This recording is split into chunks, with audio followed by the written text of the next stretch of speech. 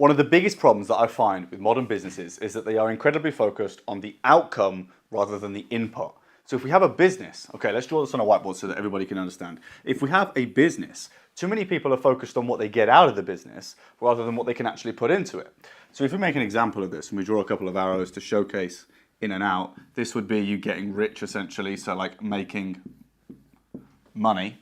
And this would be your product or service, the idea, the concept as a whole, essentially adding value to the business. So what we want to do is understand the concept of how we actually achieve this. Because a lot of people say, oh, I'm self-employed because I want to make more money, or because I can have less taxes, or like financial things, right? But ultimately, that's an outcome of a good business, okay? Because businesses that don't perform, they don't achieve this.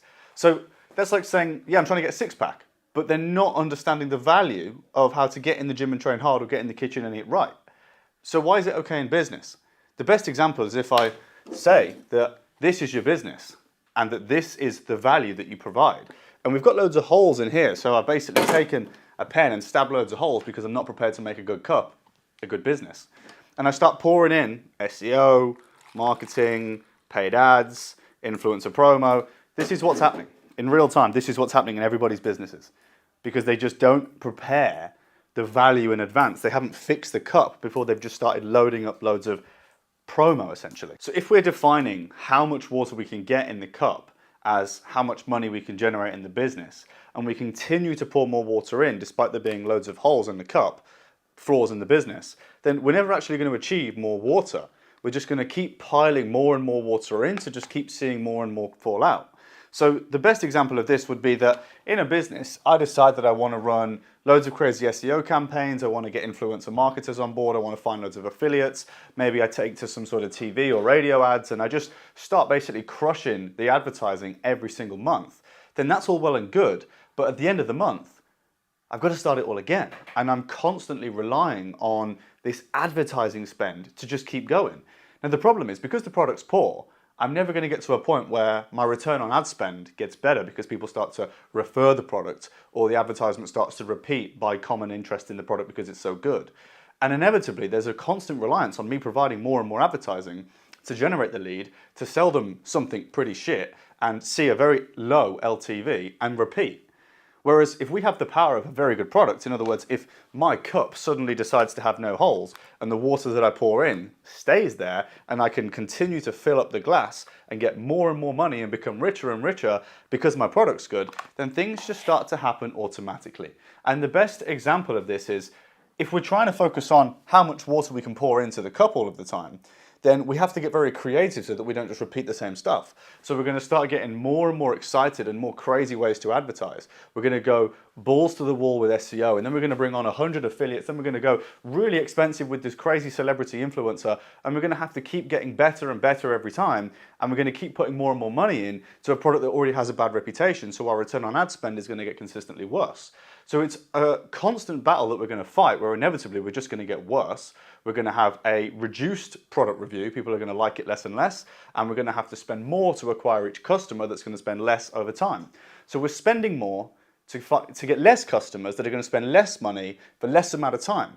This isn't a long-term sustainable business model. So let's think a few months, a few years into the future from now, and we've got a big business, or we want to have a big business. That's ultimately the end goal. Now, in anything we want to achieve, one of the best things we can do is reverse engineer. So let's look at who is in that position. Let's take big companies. If you think of any big company, S&P companies, how many of those are doing little marketing hacks? How many of those are constantly finding new influencers? How many of those are constantly using new hashtags to try and find new ways to drive new traffic to a poor product? Very few of them are actually doing that. Whereas how many of those companies actually just have an amazing product?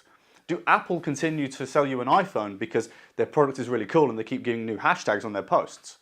Or do they just have a really good product and even without advertising, you're probably going to buy it anyway, right? So frankly, we have to work out how we can simply just add more value. So instead of focusing on the outcome and trying to just pour more and more and more stuff into this plastic cup to try and keep more water and make more money, actually let's focus on building a better cup, creating more value, having more utility in a marketplace that genuinely needs our products and services, finding a unique selling point, picking the right industry, offering something that people actually want to buy, and then when they do buy it, they enjoy it, they have a good experience, the lifetime value increases, the repeat purchase increases, and ultimately then the value of the product is so high that people continue to buy by themselves. We then have a cup that continues to fill up with water. The water never leaks out because it's a well-built cup, and the richness, the money, what we're making here, just goes on forever. Now, the best thing about an amazing product is when people subconsciously refer it. Okay, we can always incentivize with a referral scheme, but frankly, if it's induced by us with financial incentives, it's basically still marketing.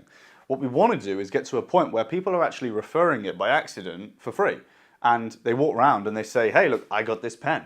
And naturally, because it's such a good pen and they really feel strongly about how much love they have for this pen, other people suddenly want the pen too, and there's this subconscious desire to have all these pens, even though the pen manufacturer doesn't even know this is happening. Okay, that's peak branding, that's peak product, and there's only a select number of people in any marketplace that can do that, and it's often the people that have spent the longest time preparing the product. So if we draw this on a timeline, right, we've got people here, this is the absolute pinnacle of good business. Okay, this is high revenue, this is high profit, this is dominant market share, this is well organized business that has taken time to get to, and this is what we would describe as the long-term goal. Okay, and this is us right now. Now, let's say that this is a lifespan of 5 years, okay, to get to this point. People need to start understanding how it looks, because at the moment they presume that the process to get there is just earning money. And they understand conceptually that they make more money here, but they just presume that actually here, I'm earning as well. But what if I told you that actually the first two of those three are all about learning? Learning feedback about your product and how to make it better, learning feedback about how your service is delivered. How you deliver a product ultimately is the most important part of whether or not you're going to be able to continue to deliver it in higher quantities in the future to more people for higher prices. So actually understanding conceptually that not just do we earn, but actually that we really have to learn in this process too. And the first 5 years, or the first 3 years, or even just the first 5 months, it's industry dependent, need to be around getting the right product. And that's what a lot of people struggle on. But the best news, and the reason why this is good news for you, is because it's not just you that's like this. Every single person pretty much is like this. 99% of your competition are struggling with this same thing because everybody is obsessed with this. Everybody is focused on the outcome. Nobody is focused on the input. So if we focus our time not here on the output, but we focus it here on the input, on learning more about our product, how to make it better and how to make our plastic cup better for more people to buy it with pride, we're going to see our journey here much faster.